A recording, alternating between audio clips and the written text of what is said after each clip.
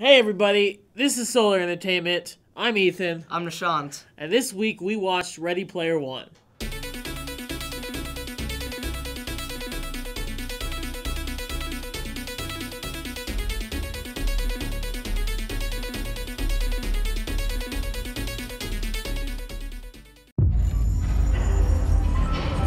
Come with me.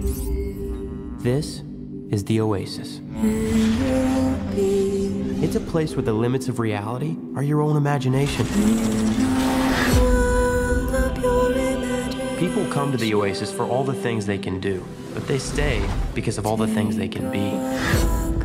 So Ready Player One is essentially about a dystopian future where everyone spends their time in a virtual reality expansive universe called the Oasis.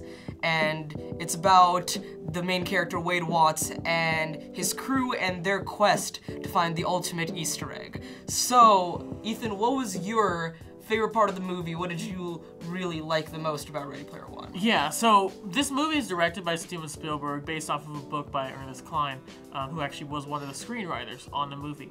And it's always really difficult when people try to adapt books to movies. I mean, there's a lot of examples, but making a good one is definitely the outlier.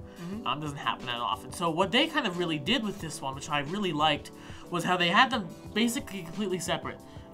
They had them based off the same thing, but the story was changed to make the message and the general plot they wanted to get across work better on a cinematic medium rather than a literature medium, because they're really quite different overall.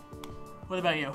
My favorite part of the movie was the kind of blend and the integration between reality and fantasy within this movie with the real world and the Oasis, because of course you have Wade, the main character, you know him as Wade, but then he becomes Percival in the Oasis, and you meet all of his friends within the Oasis, and you kind of think, who are these guys in real life? And then you see all these avatars, all these characters, and you think to yourself, each one of these people has made their own character for themselves. How does this correlate to their human counterpart? So that's what I found the most interesting about the movie. Yeah, they had a lot of really interesting parallels to a lot of stuff that's happening right now with massive online games. VR is really kind of up and coming. I also really liked the theme of this movie in itself. I liked the separation between reality and fantasy, and how lots of people stuck within the Oasis don't really want to get out and experience the real world for themselves, because the real world is dystopian, it's terrible, but the people who really play the game well themselves really integrate reality and the Oasis to make their lives and the lives of everyone else better. So, Ethan, what were your shortcomings and what did you not like about Well, this definitely movie? wasn't the visuals. The visuals were stunning. I mean, it was probably some of the best use of special effects I've seen in a while. But my main gripe, I guess, with this was I felt the characters could have been a little better developed. There could have been some more backstory to. I mean, even just a few of the characters could have taken this really short amount of time. It really would have added to the story.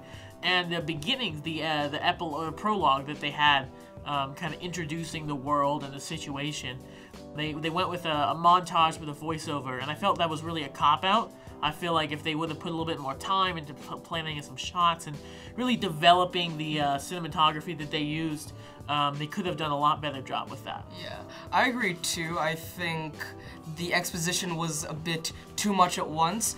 The lore is very expansive, the lore is very detailed, and it's very interesting, but if it was spaced out a bit more throughout the movie itself, it would have been easier for the viewer to take in. That was probably my only real gripe with the movie. Everything else, the plot, the characters, the acting was very well done. So Ethan, if you were to rate this out of 10, what would you give Ready Player One? I'd stick with out of 10. I'm going with a 9.5 out of 10. That's pretty good. I would give Ready Player One a solid 9 out of 10. Small little gripes with too much detail and exposition at once, but all in all, it was a fantastic film, and we a lot really of fun to recommend watch. it. Yeah. So that's what we thought about this movie. We encourage you guys to go check it out. Comes out March 29th in theaters. This has been Solar Entertainment. Thanks for watching.